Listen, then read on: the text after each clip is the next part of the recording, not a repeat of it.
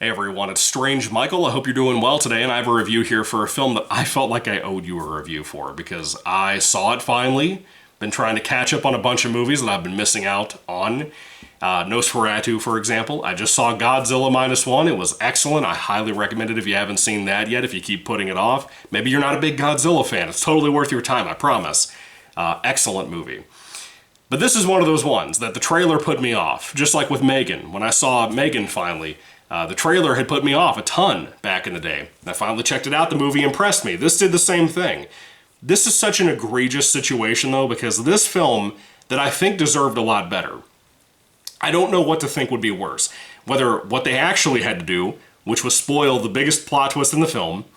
In the trailer of the movie, everybody talked about what this film's concept was before it even came out, and it is the biggest twist in the movie. Or, not spoil it, people go in thinking it's a thriller, mystery, kidnapping for ransom movie, and it turns out to be a lot different than that. You'd kind of piss off the audience that shows up to it. So I get why it was advertised the way it was, but maybe it could have been advertised as a movie that has a vampire in it, but not the little girl that's kidnapped that's supposed to be the victim of the movie, from the way the film is written. You know? It's sad to me that the guys who are called Radio Silence, the team duo guys, I think they just do the directing. I don't know if they do the writing too or not.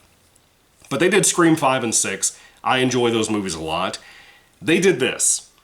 And I feel bad for them because it's a really, really well-written movie that has so much fun. It is, to me, more of a horror comedy, but it doesn't really get to that point outside of like the banter amongst the cast until like halfway through the film.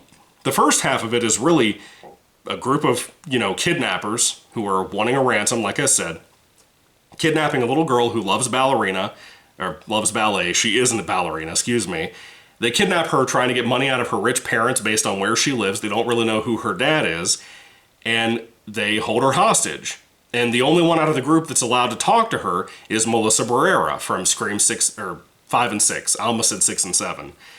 And she's really good here. I think she's better than she is in the Scream movies, to be honest with you. And I've heard she's a good actress, but I never really saw it until now. She was solid here. She's the only one allowed to go into the room that they're holding the little girl hostage inside of an abandoned mansion, which is really cool. It reminds me of the Resident Evil first PS1 game. If you love that, you'll love this, I think, despite it being a different type of subgenre of horror with vampires. But it turns out, as many of you know from the trailer, the little girl is actually not just a regular old little girl. She is a vampire, and she's picking off the cast as the movie goes along. And none of these thieves know each other. They're just hired on to do this job, and they don't really know if they're connected or not. They kind of find out more about each other as the film goes on. They have code names, blah, blah, blah. But Melissa Barrera is our main character. And I really like what the movie does with her. She has like a child that she doesn't see anymore, a son, and that movie really plays into that. And I like that a lot, that it takes advantage of that and doesn't waste it. It develops her and all of the characters in the film. Dude, the cast here is so much better than this kind of movie usually deserves, but the film has such a good script that and good directing too, and good sets with the abandoned mansion and stuff. It's just such a B-movie concept done in such a great, classic way that I never thought I would like this much as I did. The way I said with like Megan, for example. Megan surprised me based on how awful the cartoonish looking trailer of that movie was. I had the same issue with this, and it immediately put me off because I don't end up liking the majority of horror comedies that come out. But Abigail is really special. It has more heart than you would ever expect it to have by the end of it. The majority of it is the mystery trying to get the ransom out of the kid's parents. It's kind of a slasher creature feature thing with people getting brutalized left and right. And then by the second half of it, it is the vampire reveal and her going after the cast and them trying to stop her and not really being able to figure out a way to do that. It's really fun how it accomplishes that, in my opinion. Let's talk about the characters a little bit. I talked about Melissa Barrera. Let's talk about some of the side casts before I get to the ballerina vampire chick, the little kid. Dan Stevens is in here. Is kind of like the second in command to the guy from Breaking Bad who hired all these people.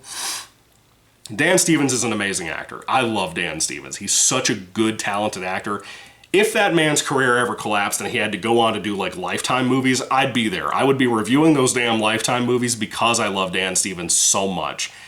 He's such a great actor, dude. He's so underrated. He is such a creepy Dahmer-esque character in this film. He's not anything supernatural. He's just a dude. And he is really eerie in here.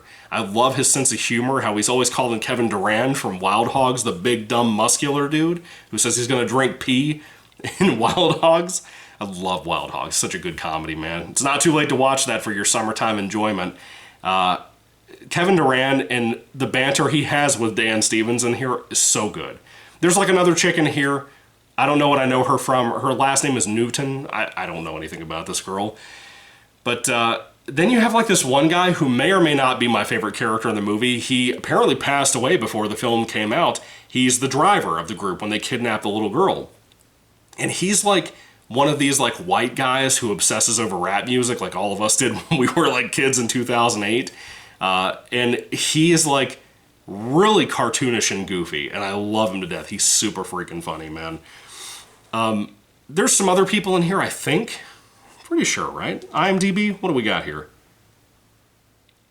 Yeah, there's like a handful of more people, but, you know, they're not worth talking about as much as the people I just mentioned. Let's talk about the little girl, Abigail herself, the little vampire ballerina chick.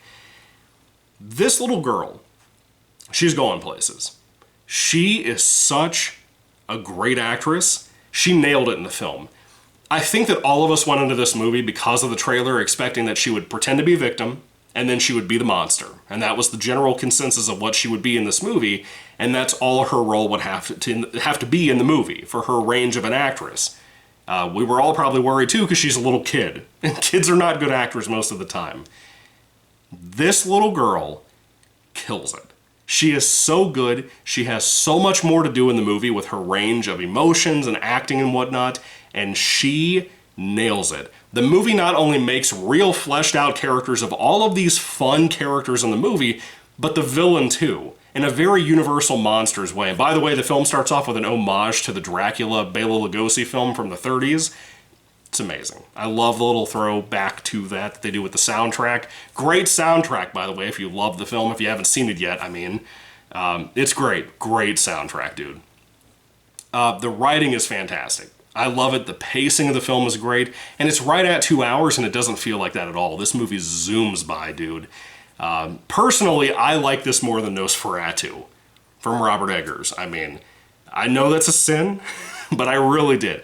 I don't know that I would buy this movie to put in my collection behind me, but I think I like it enough that I would totally watch it again on like streaming or something. I had a great time. I thought it was so well made. The mansion is utilized so well. The cast, the script, the soundtrack, like I said, all of it is utilized so well for a film that is super gory.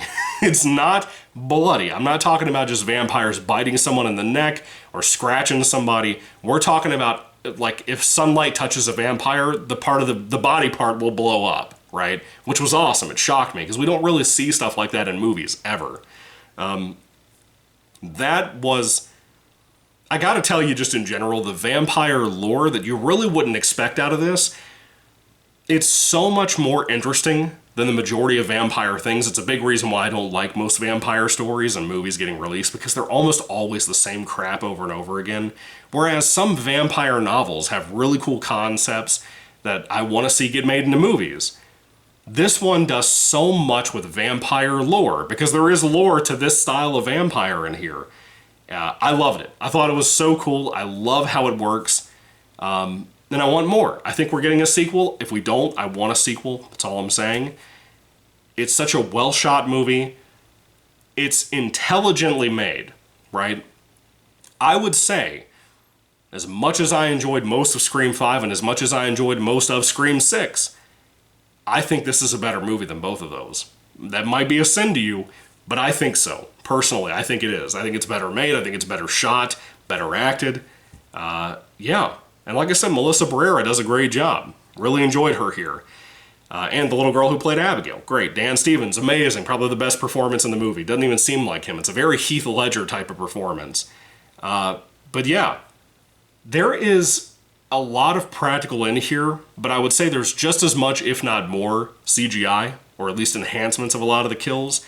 If you don't like that, it's going to disappoint you. It's a very bloody movie, but a lot of it is CGI, just so you know.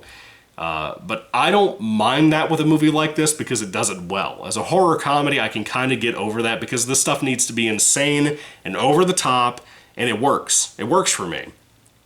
But it's not going to work for everybody. So just be warned about that in case you're expecting all practical and stuff. It's not. Because of the vampire faces and stuff we got to make in the movie. At the end of the day, Abigail, I still can't believe I'm sitting here giving it a positive review, rating, whatever. I was so impressed with this movie. I did not expect this to be as great as it was. It is such an impressive, fun movie. And for someone who's not even a vampire movie fan most of the time, because I just don't like that subgenre that much, kind of hate it, to be honest with you, because it's so lame most of the time, or it's so boring most of the time. This was such a nice change-up and such a fun, welcome, enjoyable time that I could totally see myself watching this again a couple of times, as a matter of fact. But I don't know if I'd buy it, like I said. So anyway, if I had to rate Abigail on a 5-star basis, without any doubt whatsoever, I would easily give this probably a 4 out of 5 stars. I may be going a little high, maybe it'd be more to a 3 if I watch this again, I don't know. But it's definitely in that ballpark of a 4. Because it's so well made and it knows what it is and it knows how to have fun. But again, I feel bad that it had to spoil its concept. Can you imagine going to this film as a horror fan, having it recommended to you all the time, and you don't know about the vampire twist? How wacky would that be? That'd be crazy. So anyway, what do you think about Abigail? If you saw it, did you love it? Did you hate it? Was this better than Nosferatu? I want to know your honest thoughts about that, because I think it is. Maybe a controversial opinion, maybe a nice hot take out there for you on top of the stove or something, but I thought it kicked ass. I thought it was really cool for what it had to do, and I wasn't expecting what I got with this. It was much better than Wolfman, let me tell you that. Anyway, thank you all for watching, guys. God bless you all. Catch you later, and goodbye.